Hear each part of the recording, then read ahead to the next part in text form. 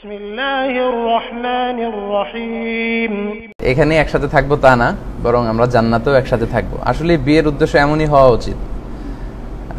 আপনাদের বা তোমাদের অনেকের এখন যে বয়সটা, যে সামনে বিয়ে করবে, এই সময়টাতে অনেক ফ্যান্টাসি কাজ করে, যেটা বাস্তব জগতে গেলে তখন ওই ফ্যান্টাসির সাথে রিয়েলিটি যখন মেলানো হয় তখন বোঝা যায় যে বাস্তবতাটা কেমন। সো আমার কিছুটা অভিজ্ঞতা আছে, 5 বছরের অভিজ্ঞতা বিয়ের, 2 সন্তানের বাবা।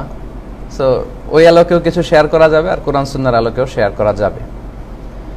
তো প্রি ম্যারিজ এসেনশিয়ালস সম্পর্কে আমাদের জানা দরকার এই কারণ এটা খুব গুরুত্বপূর্ণ একটা লাইফ ইভেন্ট আমাদের জীবনে। আমরা সবসময় অপেক্ষা করি যে কবে আমাদের বিয়ে হবে, এই সময়টাতে হয়তো হবে, এবং আমরা ভাবি যে আমার লাইফ পার্টনার, সোলমেট, লাইফমেট কেমন হবে, এরকম এই বিষয়ে নিয়ে অনেক জল্পনা কল্পনা আমাদের থাকে।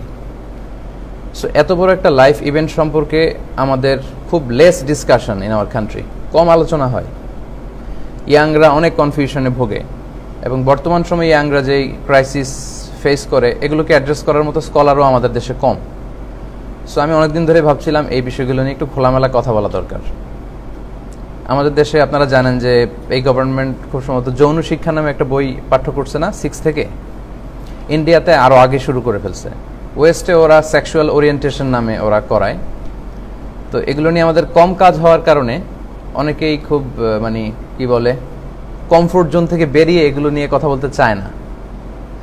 ইভেন আমরা আমাদের যে রক্ষণশীল ফ্যামিলি, এগুলোতে বাবা মায়ের সাথে বিয়ে নিয়ে খুব বেশি খোলামেলা আলোচনা করে আমরা অভ্যস্ত না। ফলে অনেক বিষয়ে আমরা ডিলেমাতে ভুগি, ইনডিসিশনে ভুগি। আপনাদেরও এরকম কমপ্লেক্সিটি থাকতে পারে। সো এজন্য এই বিষয়টা নিয়ে আসলে কাজ করা দরকার। টাইমলি ম্যারেজ ক্যাম্পেইন হওয়া দরকার আমাদের দেশে। আমি এগুলো নিয়ে কিছু কথা বলি, আপনারা সাপোর্ট করবেন এই কথাগুলোর, আপনারাও শেয়ার করবেন, আপনাদের ভাবনাগুলো, অভিমতগুলো আপনারা শেয়ার করবেন। আমাদের দেশে যেটা হয় যে বিয়ের করতে করতে অনেক দেরি হয়ে যায়। এখানেও অনেকে আছেন হয়তো ট্রাই করতেছেন, হয়ে যাবে ইনশাআল্লাহ। তবে অন টাইমে করতে পারলে অনেক ভালো, সবকিছুর একটা সময় থাকে আর কি। এক সাহাবী এসে বললেন, ইয়া রাসূলুল্লাহ বিয়ে করব।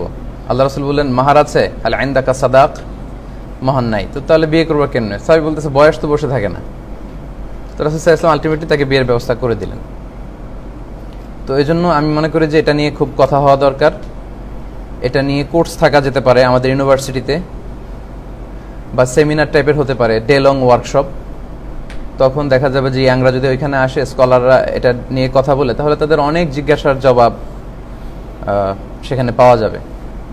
কনভেনশনাল বোধহয় কিছু কোর্স আছে, কনভেনশনাল পার্সপেক্টিভে কিছু ম্যারেজ কোর্স করায়, তো সেখানে আবার ইসলামিক ম্যাটেরিয়াল পাওয়া যায় না। তো এই জন্য কোরআন সুন্নাহর আলোকে আমাদের বিষয়টা জানতে হবে, কারণ কোরআন সুন্নাহ হচ্ছে এমন 2টা অরিজিনাল রিসোর্স যেটা আমাদেরকে সঠিক জীবন দর্শন শিক্ষা দেয়।